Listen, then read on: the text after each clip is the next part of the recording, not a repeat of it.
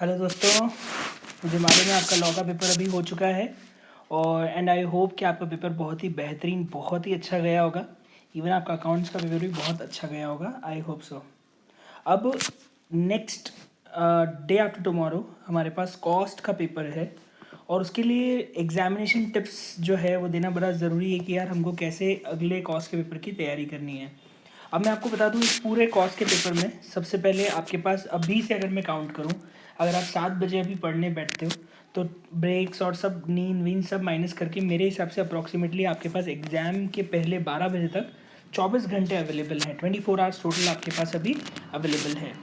मैंने बताया IMP chapters की रैंकिंग पहले भी आपको करवा दी थी। मैंने यूट्यूब पे एक वीडियो डाला था जिसमें हम आईएमपी चैप्टर्स की रैंकिंग पहले भी कर चुके थे। मैंने अब उसमें ना आपको एक टाइम अलॉटमेंट भी दिया है कि कितने टाइम में कौन कौन सा चैप्टर ख़त्म होना चाहिए। तो कॉस्ट शीट के लिए 1 घंटा, सर्विस सेक्टर कॉस्टिंग के लिए 2 घंटा, मार्जिनल के लिए 2 घंटा और एबीसी के लिए 1.5 आवर, ये एक कैटेगरी के चैप्टर्स हो जाते हैं। अगर मैं कॉस्ट शीट में बात करूँ तो कॉस्ट शीट में आप मॉड्यूल के क्वेश्चन कर लीजिएगा। अगर आपके पास मेरी शीट है तो उसके क्वेश्चंस कर लीजिएगा। इसके साथ साथ अगर आप कॉस्ट शीट और एक्स्ट्रा करना चाहते थे तो जो पिछले 3-4 अटेम्प्ट में एग्जाम में क्वेश्चन आए हैं उसको अच्छे से कर लेना, वो बड़े काम के हैं। सर्विस सेक्टर कॉस्टिंग के अंदर 1-2 क्वेश्चन बस रिलेटेड, एक दो क्वेश्चन ट्रक रिलेटेड और मॉड्यूल अच्छे से कर लेना सर्विस सेक्टर कॉस्टिंग का। आप ये कर सकते हो कि मॉड्यूल का हर क्वेश्चन अगर सर्विस सेक्टर का आप सॉल्व ना करो तो कैलकुलेटर पे सॉल्व जब करो तो उस क्वेश्चन के ऊपर या अलग से एक पेज पे हर चैप्टर के इंपॉर्टेंट पॉइंट्स को नोट कर लीजिएगा, क्योंकि हम आखिरी के 2 घंटे जो रहेंगे हमारे पास 10 से 12 एग्ज़ाम के जस्ट पहले वाले 2 घंटे, उन 2 घंटों के अंदर हम लोग सारे के सारे कॉन्सेप्ट्स को रिवाइज करेंगे। अगर मैं मार्जिनल की बात करूँ तो मार्जिनल के अंदर आपको मॉड्यूल बहुत बड़ा है तो मॉड्यूल मत कीजिएगा। उसके 2-3 इंपॉर्टेंट क्वेश्चन है जो मैंने शीट में और नोट्स में डाले हैं वो कर लीजिएगा। प्लस आप मार्जिनल के अंदर बीपी एमओएस पे मेजर फोकस कीजिएगा। मार्जिनल वर्सेस एब्जॉर्प्शन सिर्फ एक बार देख लीजिएगा, क्योंकि एग्जाम में बहुत अटेम्प्ट से मार्जिनल वर्सेस एब्जॉर्प्शन आया नहीं है तो उसके आने के चांसेस बहुत ही कम है। 2 घंटे उसमें भी आपको लगेंगे ही लगेंगे। एक्टिविटी बेस्ड कॉस्टिंग की बात करूँ तो उसमें आपको कुछ नहीं करना है। पिछले 3 अटेम्प्ट के एक्टिविटी बेस्ड क्वेश्चन जो एग्जाम के वो कर लेना और जो मॉड्यूल के 2-3 क्वेश्चन है वो कर लेना खत्म, और कुछ करने की ज़रूरत एक्टिविटी बेस्ड कॉस्टिंग में नहीं है। स्टैंडर्ड में मटेरियल, लेबर और फिक्स ओवरहेड 3 वेरिएंस ही मेजर है। सेल्स वेरिएंस और वेरिएबल ओवरहेड वेरिएंस के आने के चांसेस बहुत कम है। इसमें ही मॉड्यूल इंपॉर्टेंट है और नोट्स के कुछ क्वेश्चंस जो अच्छे हैं जिसमें कॉम्प्रहेंसिव सारे पॉइंट्स कवर हो जाते हैं वो इंपॉर्टेंट है। नॉर्मल लॉस वाला पॉइंट जरूर मटेरियल के अंदर कवर कीजिएगा। प्रोसेस में अगर मैं बात करूँ तो स्टैंडर्ड में नॉर्मल लॉस वाला पॉइंट जरूर कवर कीजिएगा, मटेरियल वेरिएंस में जो आता है वो। अगर प्रोसेस की बात करूँ तो प्रोसेस के अंदर आपको 2 घंटे मिल रहे हैं, इसमें आपको बेसिक के 2 क्वेश्चन करने। ऐसा एक क्वेश्चन जरूर कीजिएगा जिसमें आधा आगे जा रहा है, आधा सेल हो रहा है, आधा यहीं सेल हो रहा है, वो जरूर कीजिएगा। और एक प्रोसेस में इक्विवेलेंट का भी वेटेड एवरेज और फीफो का क्वेश्चन करना है और इंटर प्रोसेस प्रॉफिट भी करना रहेगा, तो इसके लिए 2 घंटे रहेंगे। कॉन्ट्रैक्ट कॉस्टिंग की बात करूँ तो उसके अंदर 2 ही वेराइटी है मेजर, एक तो एस्टिमेट प्रॉफिट वाली है और एक बेसिक कॉन्ट्रैक्ट वाली है। दोनों के क्वेश्चंस सॉल्व करने हैं अपने को। मॉड्यूल इसमें भी करना है। मॉड्यूल में एक आखिरी क्वेश्चन है वो बड़ा ही इंपॉर्टेंट है। ओवरहेड्स में बात करूँ तो ओवरहेड्स के अंदर रीडिस्ट्रीब्यूशन एग्जाम में आता है, ओवरहेड रेट कैलकुलेशन एग्जाम में आता है और अंडर रिकवरी ओवर रिकवरी भी एग्जाम के अंदर आता है, उसको अच्छे से कर लेना। एमएचआर भी एग्जाम में आता है। एमएचआर में आप मेजर फोकस रखना मशीन के कॉस्ट को निकालने में, कैलकुलेशन में गलती ना हो जाए।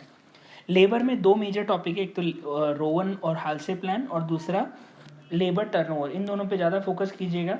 पर लेबर में मॉड्यूल भी अगेन इंपॉर्टेंट है, उसको फोकस करना पड़ेगा क्योंकि उसमें बहुत ही अच्छे कुछ क्वेश्चन है। जैसे एक ओवर टाइम का क्वेश्चन है, उसमें ओवर टाइम 9 आवर के ऊपर हुआ तो वो एक ओवर टाइम के ट्रीटमेंट का क्वेश्चन है, वो ज़रूर आपको करने रहेंगे।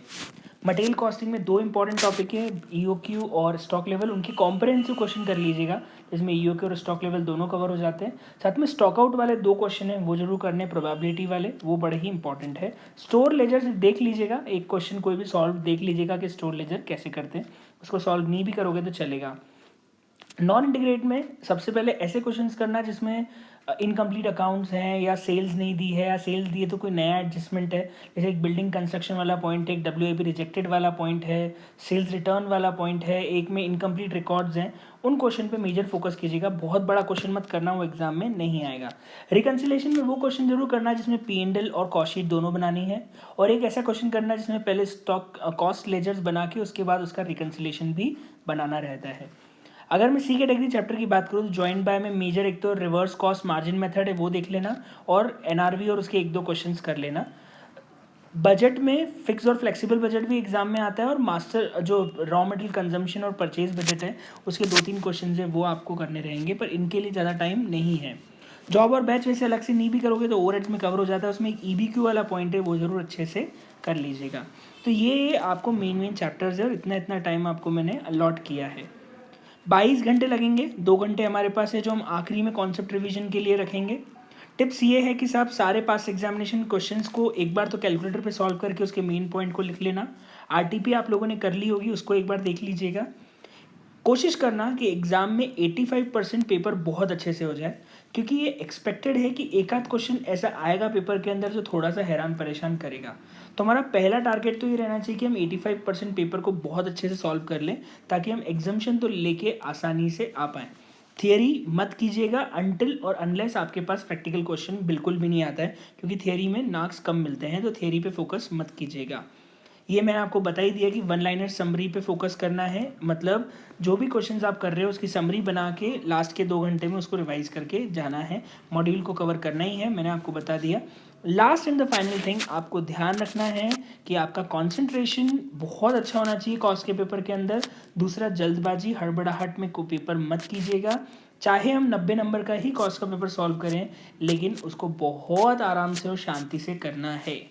Best of luck, I hope आपका पेपर बहुत अच्छा जाएगा, एंड मुझे पता है, पूरा भरोसा है कि आप लोगों ने मेहनत की है, आपको उसका रिजल्ट मिलेगा ही मिलेगा। बस आपको अपने दिमाग पे थोड़ा सा कंसंट्रेशन के साथ काम रहना है, परेशान बिल्कुल मत होना, फोड़ के आना पेपर को, ठीक है।